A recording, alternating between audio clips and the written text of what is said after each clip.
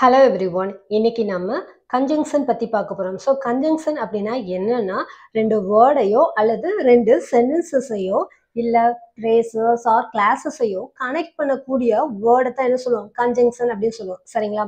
So example பாருங்க, ஐ like pizza and pasta. சரியா? இதுல பீஸா அப்படிங்கிற வேர்டையும் பாஸ்தா அப்படிங்கிற வேர்டையும் கனெக்ட் பண்ணக்கூடிய வேர்டு இது அண்ட். ஸோ இந்த அண்ட் அப்படிங்கறத என்ன சொல்லுவோம், கன்ஜங்ஷன் அப்படின்னு சொல்லுவோம். சரிங்களா? அது மாதிரி to you want tea R coffee. So இந்த ரெண்டு வேர்டையும் கனெக்ட் பண்ணக்கூடிய வேர்டு இது ஆர். ஸோ ஆர் அப்படிங்கிறது என்ன சொல்லுவோம், கன்ஜங்ஷன் அப்படின்னு சொல்லுவோம். சரிங்களா? ஸோ இந்த கன்ஜங்ஷன்ல நம்ம வந்து பேசிக்கா பிரேசஸ்னா என்ன, கிளாஸஸ்னா என்ன அப்படிங்கிறத பத்தி பார்க்கலாம். சரிங்களா? பாருங்க, பிரேசஸ் அப்படின்னா என்னன்னா, இது வந்து ஒரு குரூப் ஆஃப் வேர்ட்ஸ் தான்.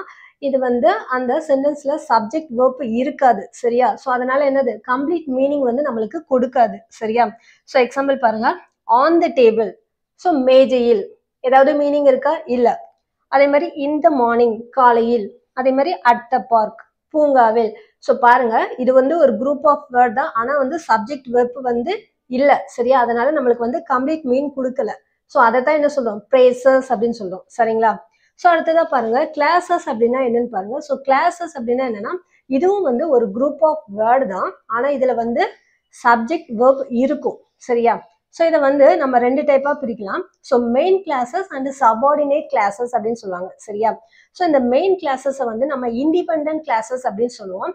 அது மாதிரி சபார்டினேட் கிளாஸஸை வந்து டிபெண்டன்ட் கிளாஸஸ் அப்படின்னு சொல்லுவோம். சரிங்களா? ஸோ இந்த இண்டிபெண்டன்ட் கிளாஸஸ் வந்து நம்மளுக்கு கம்ப்ளீட் மீனிங் கொடுக்கும். அதே இது டிபெண்டன்ட் கிளாஸஸ் வந்து கம்ப்ளீட் மீனிங் கொடுக்காது. சரிங்களா? எக்ஸாம்பிள் பாருங்க, ஐ ரேன் ஃபாஸ்ட்.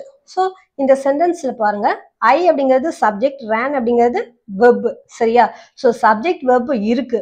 ஸோ ஐ ரேன் ஃபாஸ்ட், நான் வேகமாக ஓடினேன். ஸோ சென்டென்ஸ்க்கு அர்த்தம் இருக்கு. சரியா? அப்போ கம்ப்ளீட் மீனிங் கொடுக்குது. ஸோ இதை தான் என்ன சொல்லுவாங்க, இண்டிபெண்டன்ட் கிளாஸஸ் அப்படின்னு சொல்லுவாங்க. சரிங்களா? ஸோ அதே இது பாருங்க, இஃப் ஐ ரேன் ஃபாஸ்ட். ஸோ நான் வேகமாக ஓடினாள். ஸோ இதுலயும் பாருங்க, ஐ அப்படிங்கிறது சப்ஜெக்ட் இருக்கு, ரேன் அப்படிங்கிற வெர்ப் இருக்கு. ஆனா நம்மளுக்கு கம்ப்ளீட்டா மீனிங் முடியல. சரியா? நான் வேகமாக ஓடினாள். ஸோ வேகமா ஓடினா நீ என்ன பஸ்ஸை பிடிக்க போறியா, என்ன பண்ண போற? நம்மளுக்கு அந்த சென்டென்ஸ் வந்து இன்னும் கம்ப்ளீட் ஆகல. சரியா? முழுமையான அர்த்தம் நம்மளுக்கு கிடைக்கல. ஸோ அதை தான் என்ன சொல்றோம், டிபெண்டன்ட் கிளாஸஸ் அப்படின்னு சொல்றோம். சரிங்களா? ஸோ நம்ம வந்து பேசிக்கா பிரேசஸ் அண்ட் கிளாஸஸ்னா என்னன்னு தெரிஞ்சு வச்சுக்கிறது அவசியம். சரிங்களா? ஸோ பாருங்க, இந்த கன்ஜங்ஷன்ல வந்து ஒரு இம்பார்ட்டண்டா வந்து ஒரு 3 டைப்ஸ் இருக்கு. ஸோ அதை வந்து நம்ம பார்க்கலாம். ஸோ அதில் ஃபர்ஸ்ட் டைப் பாருங்க, கோஆர்டினேட்டிங் கன்ஜங்ஷன். அதாவது வேர்டையோ பிரேசஸையோ அல்லது கிளாஸஸையோ கனெக்ட் பண்ணக்கூடிய வேர்டை தான் என்ன சொல்லுவோம், கோஆர்டினேட்டிங் கன்ஜங்ஷன் அப்படின்னு சொல்லுவோம். சரிங்களா? ஸோ இது வந்து கிராமட்டிக்கலி ஈக்குவலா இருக்கணும். ஸோ அப்படின்னா என்னன்னா, அதாவது அந்த சென்டென்ஸ்ல டூ நவுன்ஸை ஜாயின் பண்றதுக்கு யூஸ் பண்ணுவோம், அல்லது டூ இண்டிபெண்டன்ட் கிளாஸஸை ஜாயின் பண்றதுக்கு யூஸ் பண்ணுவோம். சரியா? இப்போ I like pizza and pasta சொன்னோம் இல்லையா, அதுல பீஸா பாஸ்தா ரெண்டுமே நவுன். ஸோ அண்ட் அப்படிங்கிற வேர்ட் என்னது, கோஆர்டினேட்டிங் கன்ஜங்ஷன். சரிங்களா? இப்போ எக்ஸாம்பிள் பாருங்க, Ramya bought a new car but she has a old one. சரியா? ஸோ இதுல ரம்யா அப்படிங்கிறது என்னது, சப்ஜெக்ட், பாட் அப்படிங்கிறது என்னது, வெர்ப். சரியா? ஸோ அதே மாதிரி இதுல பாருங்க, ஷி அப்படிங்கிறது சப்ஜெக்ட், ஹேஸ் அப்படிங்கிறது வெர்ப். சரியா? ஸோ இதுல பாருங்க, Ramya bought a new car. Ramya ஒரு புதிய கார் வாங்கினாள். ஸோ பாத்தீங்களா, இந்த சென்டென்ஸ்ல அர்த்தம் கம்ப்ளீட் ஆயிடுச்சு. சரியா? Ramya bought a new car, Ramya ஒரு புதிய கார் வாங்கினாள், முடிஞ்சு போச்சு. ஸோ அப்படி சப்ஜெக்ட் வெர்ப் இருந்தது, கம்ப்ளீட் மீனிங் கொடுத்தா என்ன சொல்லியிருக்கேன், இண்டிபெண்டன்ட் கிளாஸஸ். சரிங்களா? ஸோ அடுத்ததா பாருங்க, but she has a old one. ஆனா அவகிட்ட பழைய கார் உள்ளது. இங்கேயும் பாருங்க, இந்த சென்டென்ஸ் கம்ப்ளீட் ஆயிடுச்சு. சரியா? But she has a old one, அவகிட்ட பழைய கார் இருக்கு. ஸோ இங்கேயும் வந்து சப்ஜெக்ட் வெர்ப் இருக்கு, கம்ப்ளீட் மீனிங் கொடுக்குது. ஸோ அதை என்ன சொல்லலாம், இண்டிபெண்டன்ட் கிளாஸஸ் சொல்லலாமா? ஸோ இங்கேயும் ஒரு இண்டிபெண்டன்ட் கிளாஸஸ், இங்கேயும் வந்து இண்டிபெண்டன்ட் கிளாஸஸ். ஸோ இதை வந்து ஜாயின் பண்ணக்கூடிய அந்த வேர்டு பட் இருக்கு இல்லையா, ஸோ அதை தான் என்ன சொல்லணும், கோஆர்டினேட்டிங் கன்ஜங்ஷன் அப்படின்னு சொல்லுவாங்க. சரிங்களா? ஸோ பாருங்க, நீங்க கோஆர்டினேட்டிங் கன்ஜங்ஷனுக்கு ஞாபகம் வைக்கிறதுக்கு இந்த வேர்டை ஞாபகம் வச்சுக்கோங்க, fan boys. FANBOYS, fan boys அப்படின்னு ஞாபகம் வச்சுக்கோங்க. சரியா?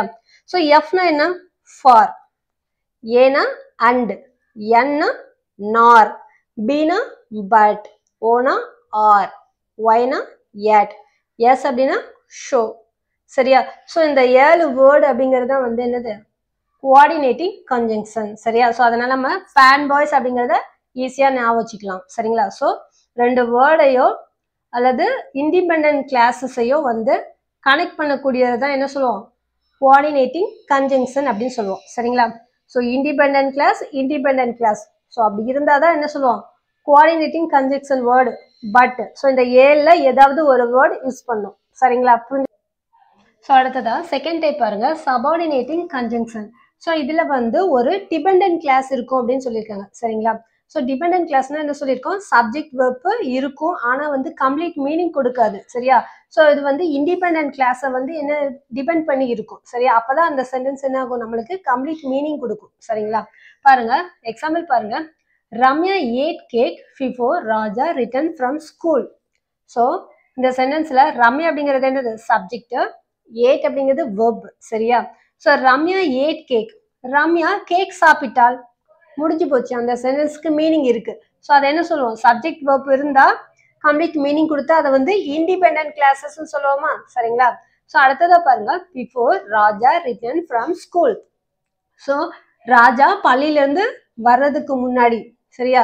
ஸோ ராஜா பள்ளியிலேருந்து திரும்பும் முன். ஸோ இந்த சென்டென்ஸ்க்கு மீனிங் கம்ப்ளீட் ஆகல. ஸோ ராஜா பள்ளியிலேருந்து வரும் முன் என்ன நடந்துச்சு தெரியாது. சரியா?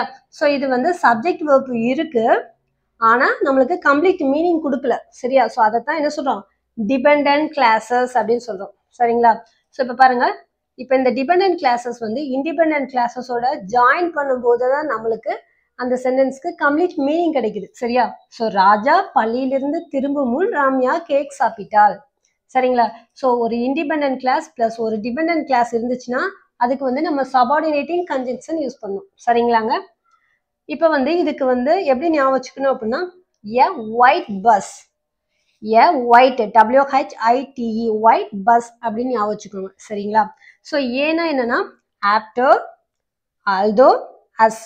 அதே மாதிரி டபிள்யூனா when, whenever, where, wherever, while. ஹச்னா ஹவ், ஹவெவர். ஐனா இஃப். அதே மாதிரி டீனா தன், தோ. ஈனா ஈவன் இஃப், ஈவன் தோ. பீனா பிஃபோர், பிகாஸ்.